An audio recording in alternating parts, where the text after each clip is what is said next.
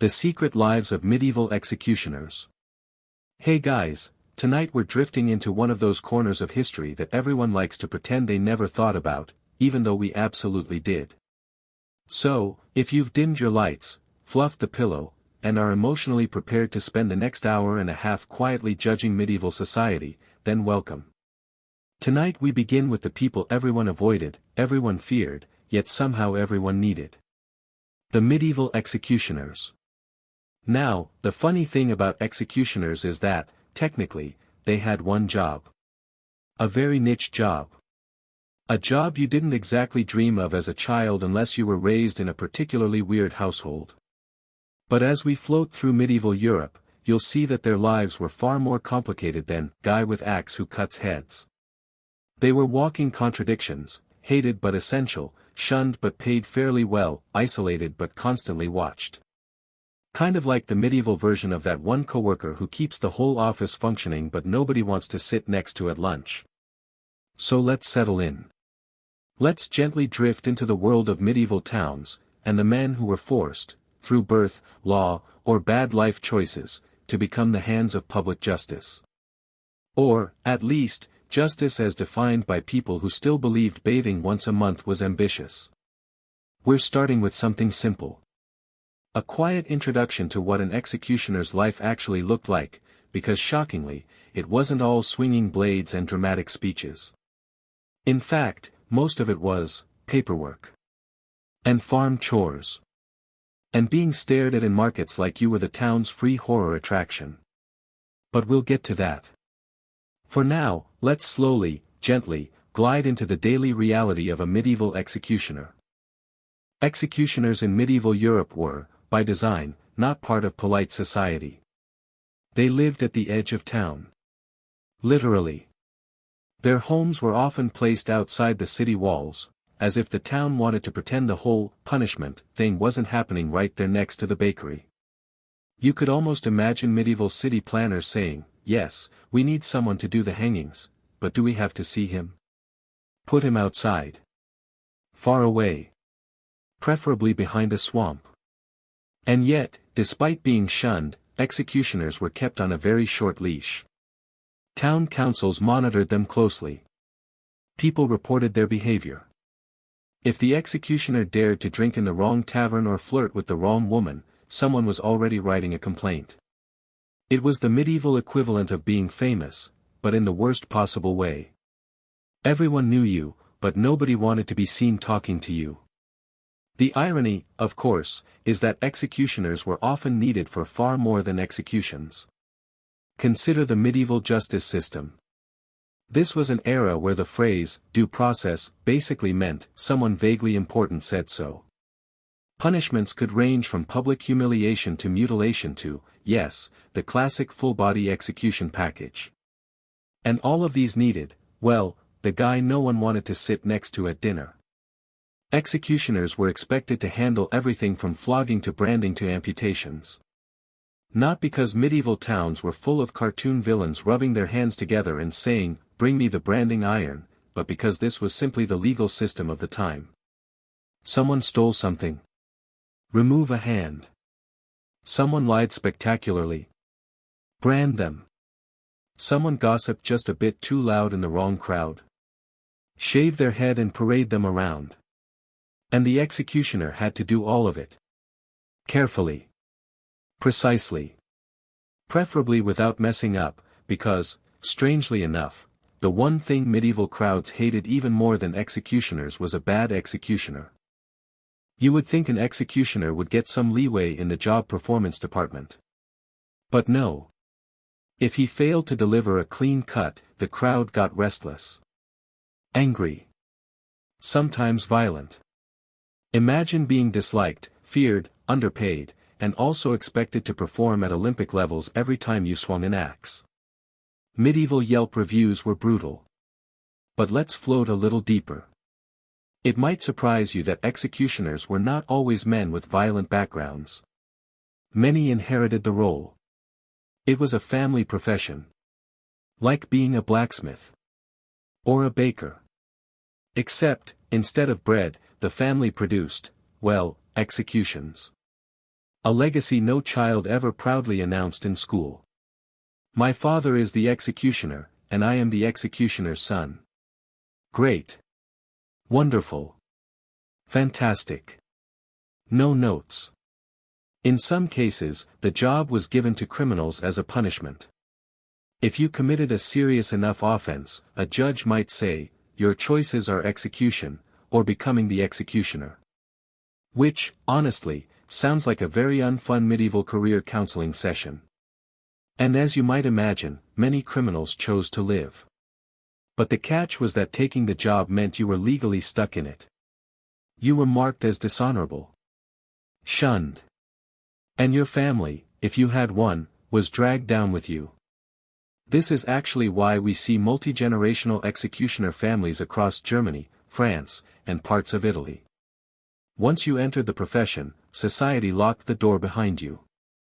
The only people who would marry you were other outcasts. The only people who would hire your children were other executioners. It was a profession shaped not by ambition, but by social exile. A quiet, lonely exile. But, and here's the relaxing twist, executioners were also surprisingly wealthy. Not royal-level wealthy. Nobody was commissioning frescoes of their faces.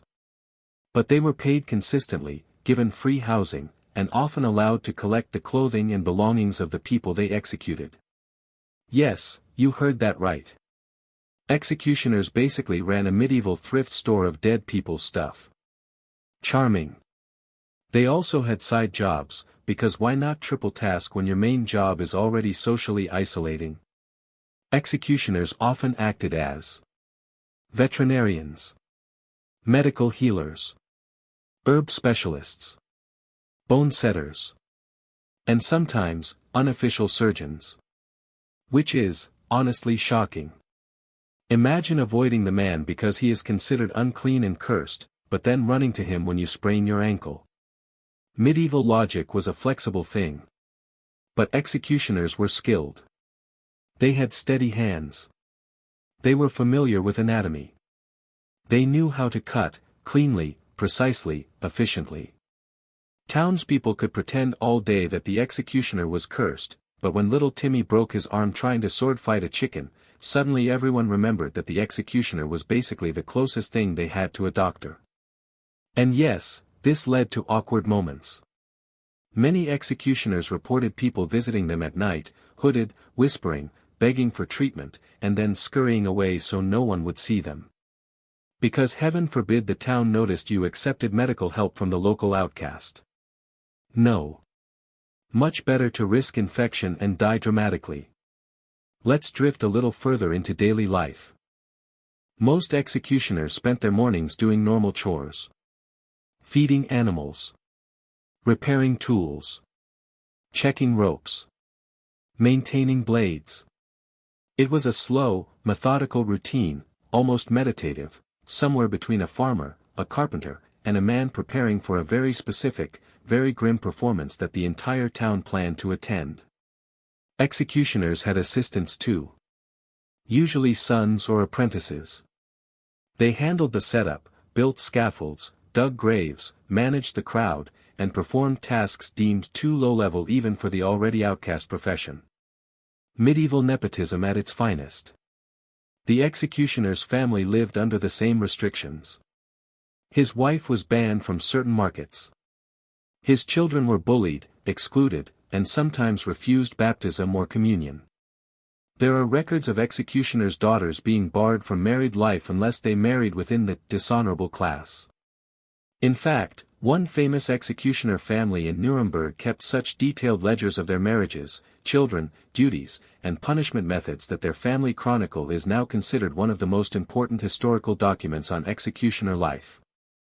Imagine your family diary becoming the backbone of academic research because your job was too taboo for normal archives. That's medieval history for you. Full of accidental historians. Now, even though executioners lived on the edge of town, they were often required to maintain the instruments of justice in pristine condition. It wasn't all hanging ropes and axes. They maintained stocks, pillories, iron collars, branding irons, chains, carts, wheels, and all sorts of wooden and metal contraptions. The town didn't ask where he stored these items. They didn't want to know. Much like no one asks what's in the junk drawer in your kitchen, even though 70% of it is questionable. Executioners also traveled. When a neighboring town needed assistance, maybe their own executioner was sick or simply not good at his job, they would rent another. Executioners were medieval freelancers before freelancing was cool. They went from town to town, performing their duties, and getting paid in coin, food, and lodging. And, of course, more social stigma. A traveling bundle of awkward energy. Let's float into an interesting contradiction. Executioners were legally banned from touching most things in the market. Bread. Produce. Imported goods. Basically anything that normal people touched. They were believed to carry some kind of spiritual contamination. But, and this is deliciously ironic, they were also required to dispose of dead animals, clean up after executions, handle diseased bodies, and sometimes even remove rotting waste from town roads. So medieval society would say, "Don't touch our vegetables, you're filthy." And then immediately say, "Oh, but please handle this plague corpse, thanks." Consistency was not their strong suit. The weirdest part. Many executioners developed a strange social magnetism. People avoided them publicly, but secretly relied on them. Quiet favors. Hidden requests. Midnight visits. A whispered thank you. Followed by immediate denial. Executioners became the silent backbone of a community that refused to admit it needed them. Some even became folk heroes. Gentle giants who treated prisoners kindly. Men who carried out justice as humanely as the era allowed. Men who gave condemned prisoners water, comfort, or final prayers. Men who were respected behind closed doors, even though society pretended otherwise. There's something soft and oddly sad about that. Alright, let's gently float back in. Comfort, or final prayers. Men who were respected behind closed doors, even though society pretended otherwise. There's something soft and oddly sad about that. Alright, let's gently float back in. If you're still awake, which is already impressive, you've slipped nicely into the soft, slightly uncomfortable world of medieval executioners. We've met them on the edge of town, watched them be avoided by polite society, and admired their accidental side hustle as the local bonesetter. So now, let's drift even deeper. Tonight, we're heading into the part of their lives where things get even weirder, mostly because medieval people loved rules that contradicted themselves every 12 seconds. So let's relax, breathe, maybe mentally wrap yourself in a blanket, and slowly follow the executioner into the more personal corners of his life. One of the things medieval towns loved, besides plague, superstition, and never washing their hands, was bureaucracy. And weirdly enough, executioners were buried under paperwork. Yes. Paperwork. The man in charge of chopping off limbs had to file reports on how, when, and why he chopped off limbs. He had to log equipment maintenance, record fines, list confiscated goods, and submit receipts. Because medieval town councils did not want a scandal like, "We only ordered 3 branding irons but the executioner billed us for 4. Medieval accounting, the true horror genre. Town scribes frequently reviewed these records. Sometimes they summoned the executioner to testify about inconsistencies. You can imagine him standing there, awkwardly explaining why he needed an extra length of rope or why the last axe blade cracked. Meanwhile the council, composed of men whose most dangerous task was tripping over their own robes, nodded gravely as if they understood the complex physics of decapitation. Not exactly the career you dream of. But strangely compassionate. Let's drift into another odd element of their lives, their homes. Executioner houses often had crossroads nearby, because criminals, carts, and servants needed easy access. They also had large yards, useful for preparing equipment or building scaffolds, and absolutely horrifying for anyone strolling too close at night. You can imagine a villager walking home in the dark, hearing metallic clinks from the yard, and telling themselves, it's probably a horse. Yes. Definitely a horse. Good night. Inside the house, executioners lived fairly normally. Wives cooked. Children studied. Laundry hung by the fireplace. Except all of this was overshadowed by the fact that no matter how well they behaved, the neighbors never forgot who lived there. That's why many executioner families formed a close-knit circle. They married within the dishonorable class, knackers, gravediggers, tanners, anyone considered unclean. Not because they enjoyed it, but because those were the only people willing. This created entire subcommunities. Quiet networks of people performing society's least glamorous tasks. The executioner became the unofficial leader among them, because he interacted with officials more than anyone else. Not respected, but needed. And as society shunned him publicly, the executioner carved out a private world of comfort within his own walls. But let's float somewhere darker, but calmly so. Medieval executioners didn't just handle punishments. They also cleaned up after everyone else's mistakes. When a body needed to be removed, who did the town call? The executioner. When diseased animals died in the street? Executioner. When a criminal died during torture before trial? Executioner. When a noble accidentally caused a scandal and needed the evidence handled quietly? Yes, executioner. He knew every secret no one wanted to acknowledge. He saw everyone at their worst moments. He buried, burned, cleaned, disposed, carted, dragged, washed, or amputated anything the town wanted to forget. It's hard to imagine a more contradictory life, hated but trusted, excluded but indispensable, feared but relied upon intimately. Now, let's float toward their interactions with townsfolk. Because they did interact. They had to. They shopped for tools. They bought food, although usually a shopkeeper placed items on the ground instead of handing them directly. They walked through streets while parents whispered, "Don't stare," but that's him. Children were half terrified, half fascinated. Women averted their eyes. Men stepped aside politely, giving the executioner too much space, like he was carrying an invisible bubble of doom. And yet, whenever he passed, all conversations quietly drifted toward silence. Imagine being the permanent buzzkill of medieval town life. It's tragic in a slow, soft, inevitable way. But the irony continues, many executioners had unusually clean homes. They kept tidy gardens. They raised healthy animals. Their fences were well built. Why? Because everyone judged them twice as harshly. If a baker let his yard get messy, people shrugged.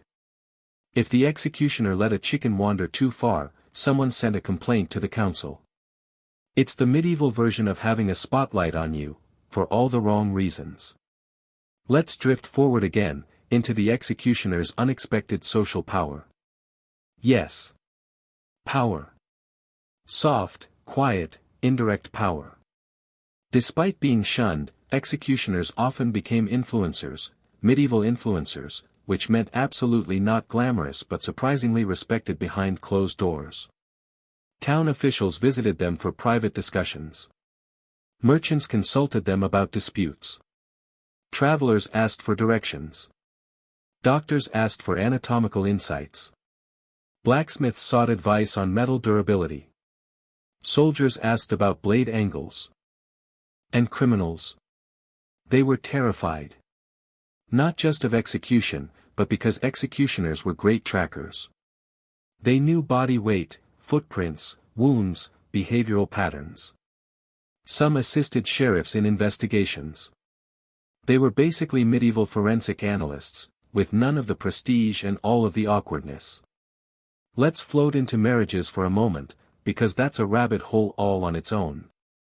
Executioners struggled to find partners. Many daughters married other executioners or dishonorable class men. In some cities, an executioner's daughter might be bought for marriage, because nobody else wanted the association. It's bleak.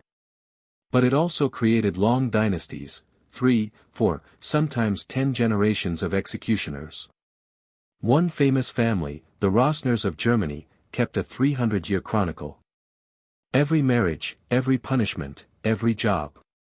Today, historians read it like a medieval reality show.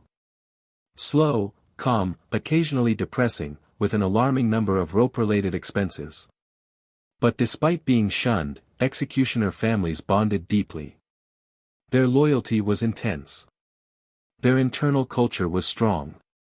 They developed their own customs, recipes, holidays, and emotional support systems. When society closed its door, they built their own house. Now, let's float to the executioner's relationship with the condemned. This part is strangely tender. Executioners often spent more time with criminals in their final hours than their family, clergy, or friends. They offered water, food, prayer, conversation. Many executioners said their job was not to kill, but to deliver closure. Medieval justice wanted finality. The executioner, paradoxically, was the calm, grounding presence in a moment of fear. Some executioners became known for compassion. Others for professionalism. A few, unfortunately, for cruelty, but they rarely lasted long. People hated a showy executioner. They wanted someone quiet.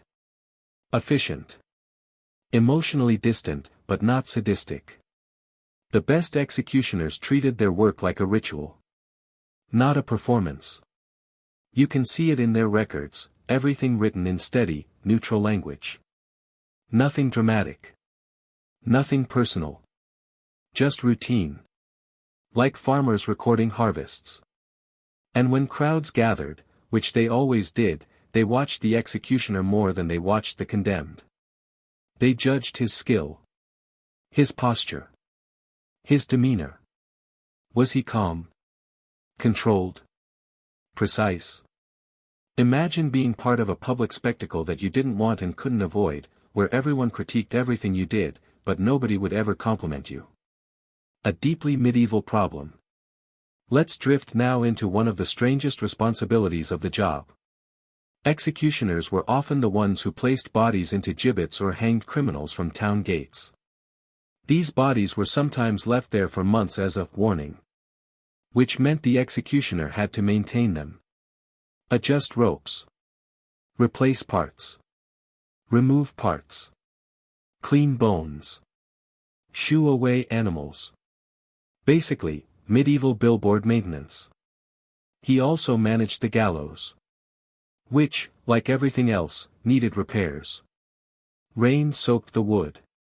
Wind broke supports. One embarrassing gallows malfunction could lead to riots. So the executioner spent hours hammering, sawing, and tightening bolts while pretending he wasn't basically the town's weirdest handyman. Finally, let's float into the emotional life of the executioner. Because yes, they had inner lives. Many struggled with loneliness. Some drank heavily. Some grew numb. Some wrote letters that still survive, quiet, tired letters about duty, family, faith, and regret. They rarely expressed pride in their job. Mostly resignation. Acceptance. A calm settling into a life that was chosen for them, whether they liked it or not. But there were also executioners who embraced routine. Who focused on the good salary. The free housing. The stability. The medical practice. The ability to provide for their families in ways other jobs couldn't. Many saw themselves as servants of order. Tools of the law. Not villains. Not heroes. Just, necessary. Their lives were slow, heavy, and quietly tragic. But in all that slowness, you find a strange calm. A man doing a job he didn't choose. A society relying on someone it refused to acknowledge. A profession built on contradictions. And that soft, awkward contradiction is what makes medieval executioners oddly fascinating. The Age of Ideas, also called Everyone Starts Writing Really Long Books. Philosophers start popping up like mushrooms after rain. You get Voltaire, the king of sarcasm. Rousseau, who has opinions about society. Montesquieu, who basically invented your civics class. John Locke, who says government shouldn't be a dictatorship, which was shocking at the time. These people write things like, humans deserve rights. Kings shouldn't be able to imprison you just because they're bored. Maybe we should test science instead of guessing. Everyone else reacts like they've just discovered cheat codes for reality. Microscope chapter, science is no longer illegal. The Enlightenment also gives us scientists who look at the natural world and say, I will understand you. Even if it kills me. And often, it almost does. You get Newton realizing apples and planets follow the same laws. Halley predicting a comet like he has DLC access to the universe. Hooke staring at bugs under a microscope like they owe him money. Science evolves from alchemy plus hope to experiments plus math, which is a huge glow-up. Church officials are uncomfortable. Kings are confused. Philosophers are thrilled. Crossed Swords chapter, The American Revolution, a geopolitical breakup letter. So now that everyone has new ideas about freedom, the American colonies look at Britain and go, you know what? We think we could do this whole running a country thing ourselves. Britain says, no. You're literally our children. The colonies say, watch us. Then they write the Declaration of Independence, basically a polite middle finger written in very beautiful handwriting. The war begins. Britain has money, ships, the largest army, the confidence of a man who thinks he's absolutely winning. America has farmers, militia men, George Washington's bone structure. France, eventually. Spoiler. France tips the scale.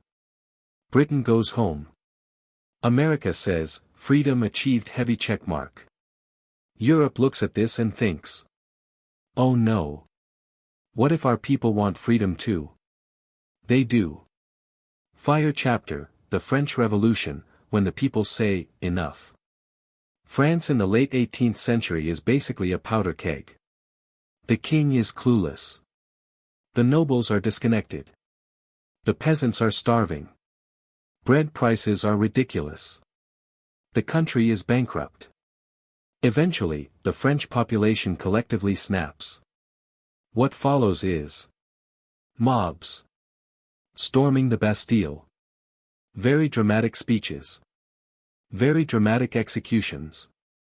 A lot of guillotines. Heads drop faster than Wi-Fi speed in a lift. France goes from monarchy republic chaos another republic empire. Which brings us to the man who refused to stay short in history. Military medal chapter, Napoleon Bonaparte, the man, the myth, the height discourse.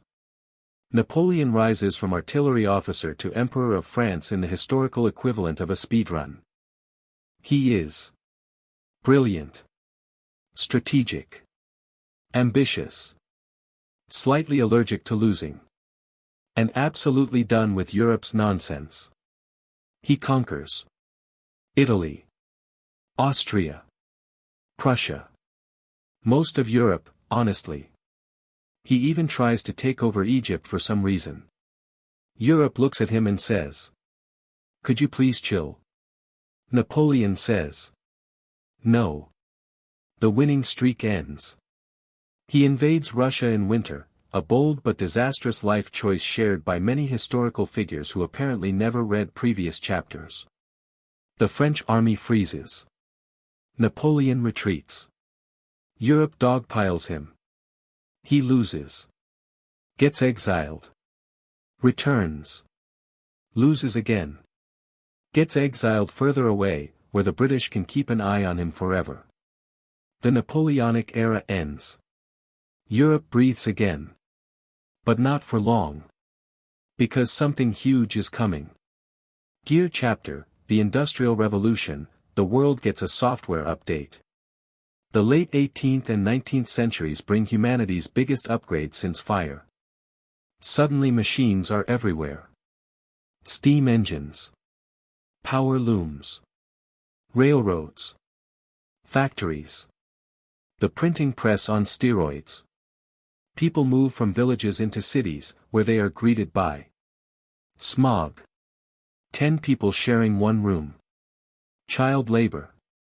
Factories with enough noise to permanently rearrange your brain cells. But productivity skyrockets. Wealth increases. The world accelerates.